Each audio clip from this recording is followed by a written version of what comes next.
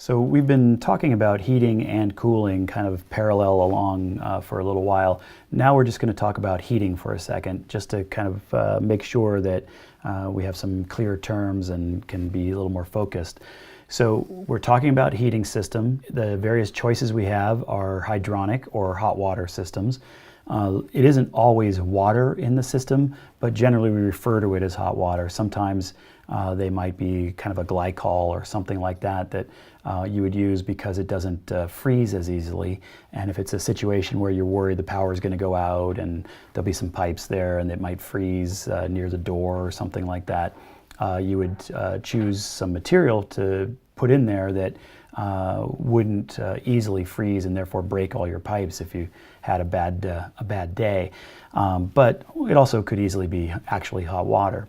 So hydronic systems are used in a lot of situations, and they're often used in combination with other systems. Steam systems are ones, we've talked about this a little bit in some of the other exams. Steam systems are kind of an amazing and great system. I love the steam system because it drives itself. It needs no pump.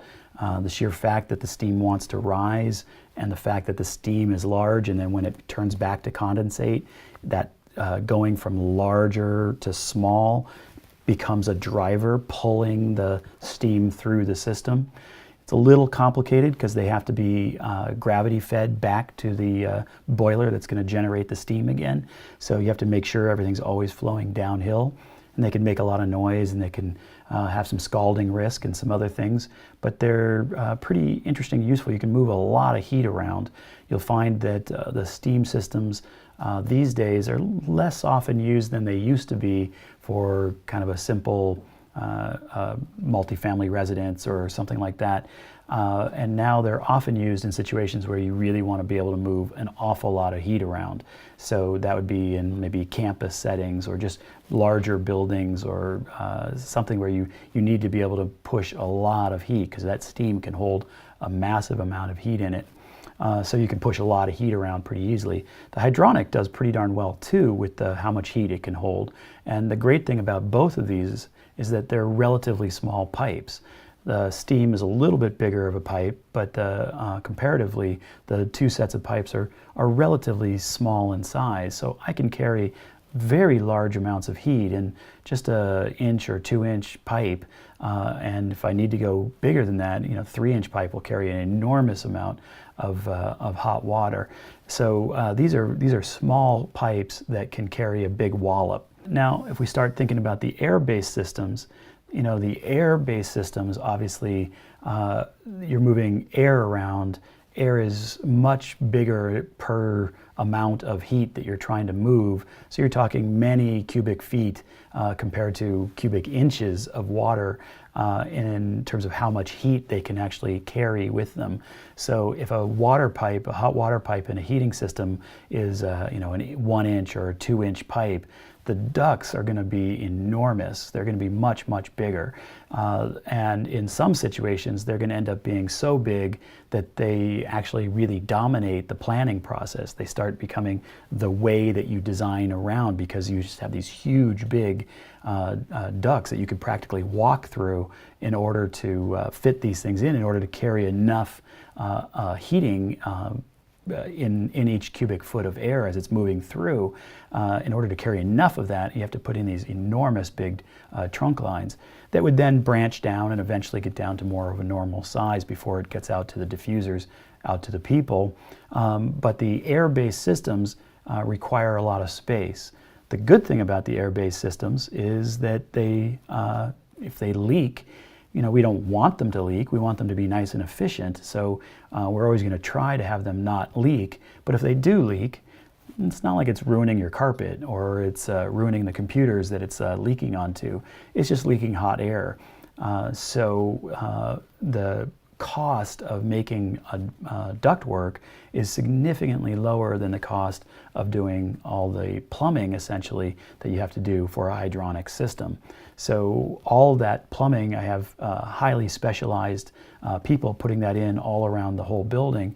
And the people who do the ductwork are also highly specialized, but they can move much faster in much bigger chunks and they can put that up in a sort of looser, lighter way so that it doesn't have the same cost to it as putting in all that pipe. And then there's a whole series of other possibilities. We could be talking about electric systems. So those are essentially little space heater systems that look like little toasters. You don't always see the toaster bit, but they work essentially in that same vein, where you put an electrical current through essentially a filament and it generates a certain amount of heat.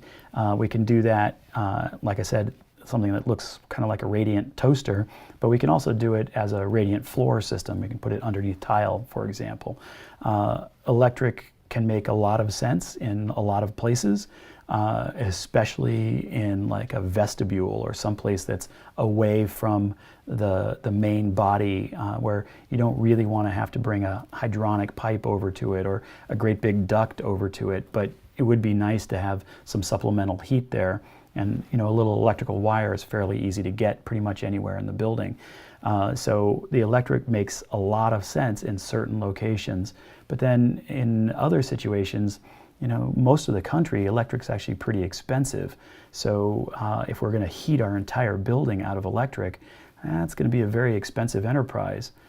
But maybe not if it's a place that doesn't need that much heat.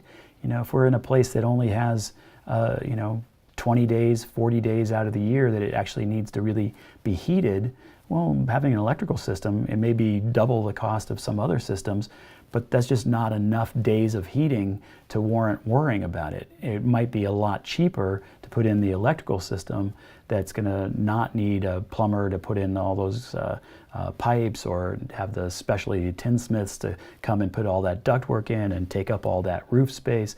It may be a lot cheaper just to go with the electric system. So in the right setting, the electric system may make perfect sense. There's other locations around the country. I remember I was talking to a friend of mine I was teaching with, and she lived in northwest Canada, and there was a lot of hydroelectric power in her area. And so for her, she grew up with electric heating. Everybody had electric heating. There was like, why would you have anything else in that area? Because there was excess electricity, and so the actual cost of the electricity very low in that area. But most of the United States, it's going to be fairly high, and if you have a reasonably high heating load, probably not going to want to heat the whole building from electric. There are certain situations where it might make sense, but probably not most of the time. But in very specific situations, it may make perfect sense, and certainly in very specific situations in a given building, it may make perfect sense. So electric, certainly part of the discussion for heating, but not probably part of the general mainstream discussion for NCARB for heating. IR is infrared systems. Those are radiant systems that are line of sight. You'll see those often in situations like a place where you get your oil change for your car or something like that, where having the doors open all the time is going to let all that cold air out. Having the doors open all the time is going to let all that warm air out, so that putting a lot of warm air into the garage not really going to do anything. It's just going to get lost as soon as you open all the doors. So those IR systems do a warming, radiant warming to all the people and all the things and the tools. So that makes sense in certain locations. Passive we talked quite extensively about in exam 4, and that's another example of ways that you can gather heat from the sun to warm up heat sinks that will hold the heat during the day and then start to give it off at night, so you can kind of even out that the idea of the overall heat gain coming on from the sun. So you're looking for all these different ways that you can do this, but generally these first three, the hydronic, the steam, and the air, and probably really mostly the hydronic and the air, are really what the NCARB exam will be about, because those are the most common and then sort of that kind of perfect NCARB level of small scale institutional or commercial. So we're mostly going to be talking about hydronic hot water heating systems and then air-based heating systems. So when we talk about the distribution for the heating, we're going to be talking about ductwork for the air-based and piping for the hydronic system. When we talk about the termination, for the air-based, it's going to be diffusers, and for the hydronic, it's going to be radiators. Now, radiators could be, when we say radiator, you probably think of one of those radiators in an old apartment building that sits below a window, but the radiator could be the floor, it could be a baseboard, lots of different systems of radiation. So these are our sort of basic systems for the heating, and then we'll take a look through kind of what impact and where the sizing elements would come in when we talk about these different heating systems.